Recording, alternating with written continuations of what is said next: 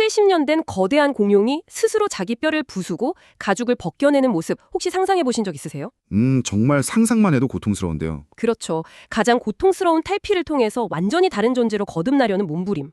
오늘 우리가 살펴볼 자료의 주인공, 현대제철의 현재 모습이 딱 그런 것 같습니다. 네, 맞습니다. 2021년에 영업이익률이 10.7%. 정말 엄청난 정점을 찍었던 회사 아닙니까? 거의 신기록이었죠. 그랬던 회사가 불과 4년 만에 1% 수준까지. 그야말로 곤두막질 쳤습니다. 오늘 여러분께서 보내주신 자료들이 바로 이 거대한 추락의 본질을 파고들고 있는데요. 과연 이게 끝없는 몰락의 시작일지, 아니면 새로운 시대의 문턱에서 겪는 가장 거대한 성장통일지, 그 갈림길을 들여다보는 작업이 될 것 같습니다. 네, 그래서 오늘 이 자료들의 바탕으로 저희는 단순히 재무제표의 숫자를 훑는 걸 좀 넘어서 보려고 합니다. 유럽의 환경규제, 당진의 어떤 연구소, 또 미국의 전기차 공장, 이게 전혀 관계없어 보이는 이 점들이 현대제철이라는 하나의 그림 안에서 어떻게 연결되는지 그 거대한 흐름을 한번 추적해보죠. 이 회사가 직면한 위기의 진짜 본질과 그 잿더미 속에서 조용히 피어나는 변화의 가능성, 지금부터 깊이 파고들어 보겠습니다. 자, 그럼 가장 고통스러운 결단부터 짚어봐야겠죠.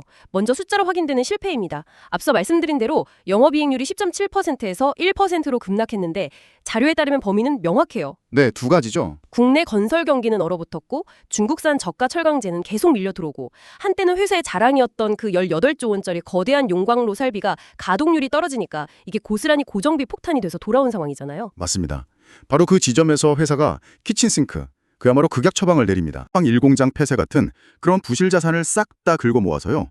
무려 2조 2천억 원의 손실을 한 번에 재무제표에 반영해버린 거죠. 2조 2천억 원이요? 네, 비유하자면 낡고 지저분한 부엌을 리모델링하기로 결심하고 그냥 싱크대부터 찬장까지 싹 다 부숴서 버리는 것과 같아요.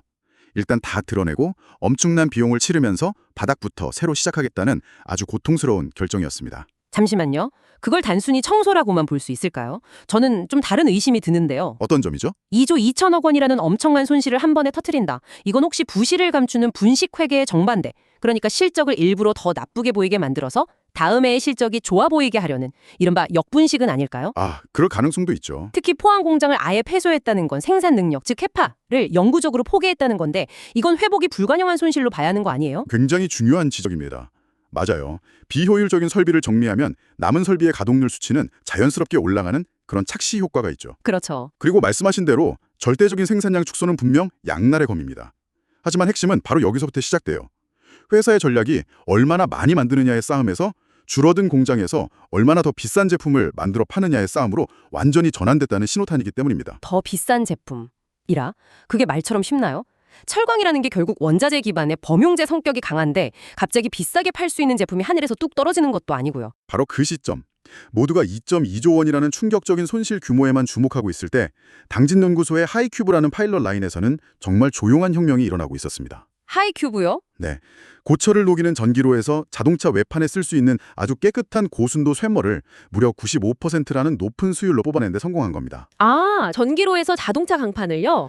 이게 왜 중요하냐면 보통 전기로는 고철의 불순물 때문에 건설용 철근 같은 저급 제품을 만드는 데 주로 쓰였거든요. 맞아요. 그런데 이걸로 매끈한 자동차 강판을 만들었다. 이건 기술적으로 엄청난 허들을 넘은 겁니다. 모두가 피하고 싶어 했던 탄소 규제라는 거대한 장벽이 오히려 돈을 더 받을 수 있는 그린 프리미엄의 문으로 바뀌는 결정적인 순간이었던 거죠. 알겠습니다. 그 더 비싼 제품, 그러니까 저탄소 강판이라는 무기를 개발했다는 건데 그럼 이게 회사의 수익 구조를 어떻게 바꿀 수 있을지 좀 더 자세히 들여다보죠. 자료를 보면 현대제철의 수익 하단을 단단히 받쳐주는 강력한 해자가 바로 캡티브 시장이라고 나와 있네요. 네, 맞습니다. 전체 매출의 약 30%에서 35%가 현대차, 기아에 공급하는 자동차 강판에서 나옵니다. 상당하네요. 이건 마치 대규모 아파트 단지 안에 있는 독점 편의점과 같아요. 비유가 재밌네요. 집주인인 현대차 그룹과의 관계가 틀어지지 않는 한 다른 경쟁사는 절대 들어올 수 없는 구조죠. 이 물량은 분기마다 원재료 가격과 연동해서 가격 협상을 하기 때문에 마진 안정성이 굉장히 높습니다. 하지만 그 독점 편의점도 결국은 집주인 눈치를 봐야 하잖아요. 예를 들어서 2026년에 철광석 가격이 톤당 90달러대로 뚝 떨어지면 현대차, 기아는 당연히 원재료 싸졌으니 강판 가격도 확 내려달라고 강하게 요구할 텐데요. 그 안정적인 마진도 결국 원자재 가격에 흔들리는 거 아닌가요? 정확합니다. 그래서 2026년의 가격 협상이 이 회사의 운명을 가를 분수령이 될 겁니다. 자료에 따르면 협상 테이블의 구도는 이렇습니다.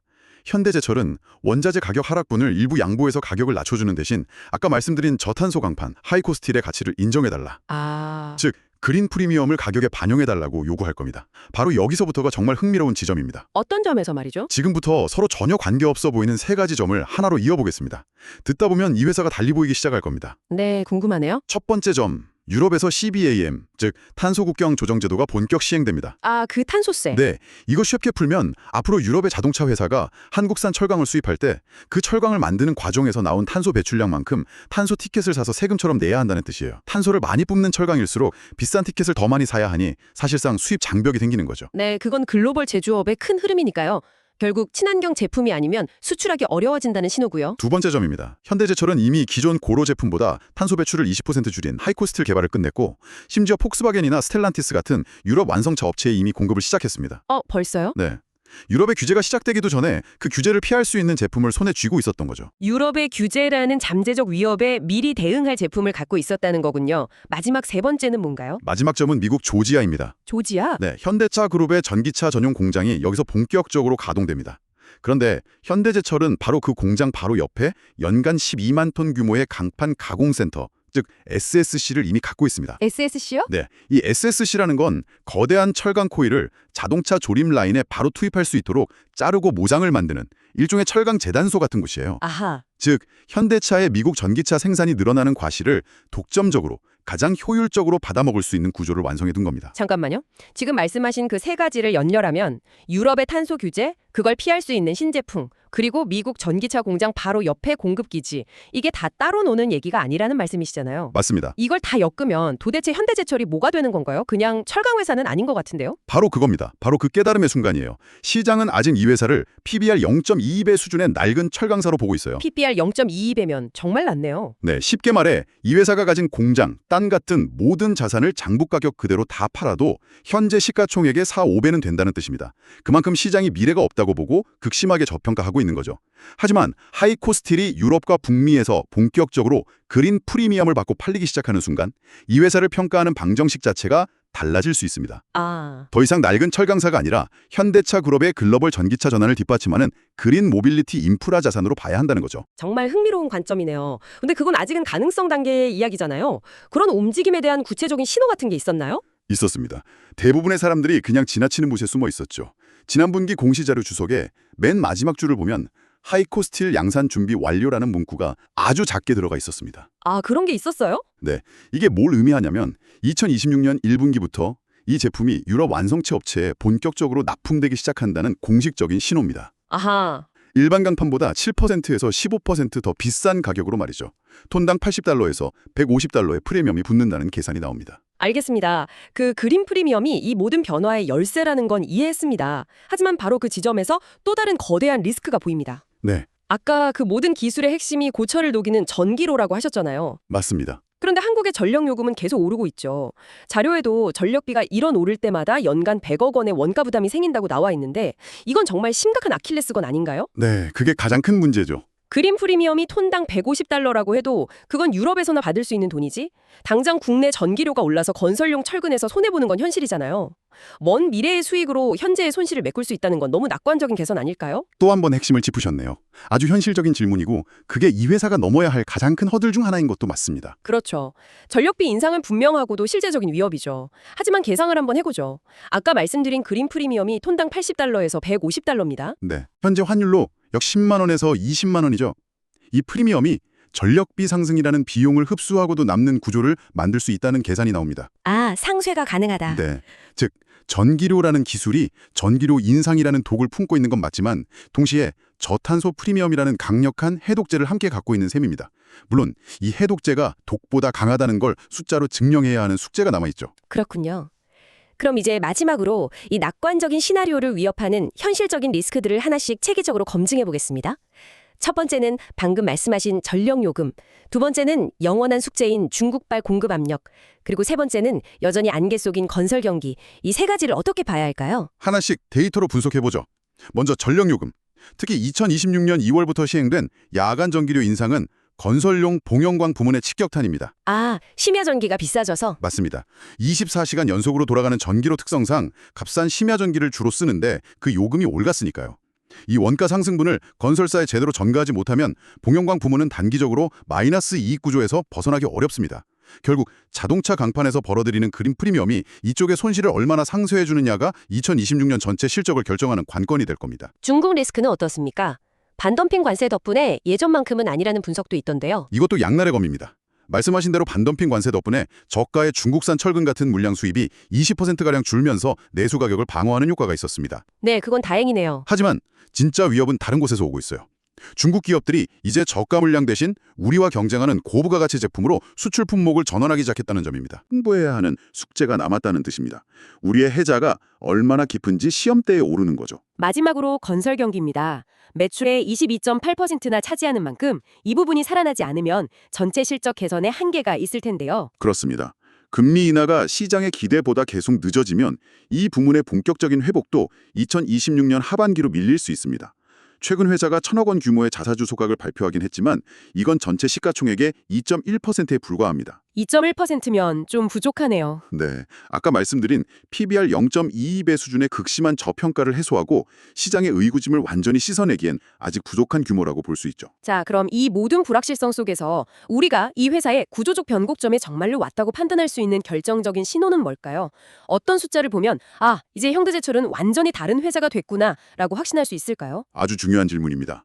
저는 세 가지 지표가 동시에 확인되는 시점을 주목해야 한다고 봅니다. 세 가지요. 네, 첫 번째 지표는 2026년 1분기 영업이익이 2천억 원 이상으로 찍히는 순간입니다. 1분기 영업이익 2천억. 네, 이건 철광석 같은 원재료 가격 하락 효과가 실제 이익으로 증명되는 것이고 길고 길었던 실적 부진의 터널을 지났다는 바닥 통과를 숫자로 확인하는 첫 번째 신호가 될 겁니다. 두 번째 지표는요? 두 번째는 하이코스틸의 유럽과 북미향 판매 마진이 일반 강판 대비 7% 이상 높게 유지되는 것이 데이터로 확인될 때입니다. 아, 그린 프리미엄의 실현. 맞습니다. 이게 단순한 희망이나 스토리가 아니라 실제 현금 흐름으로 이어진다는 명백한 증거가 되겠죠.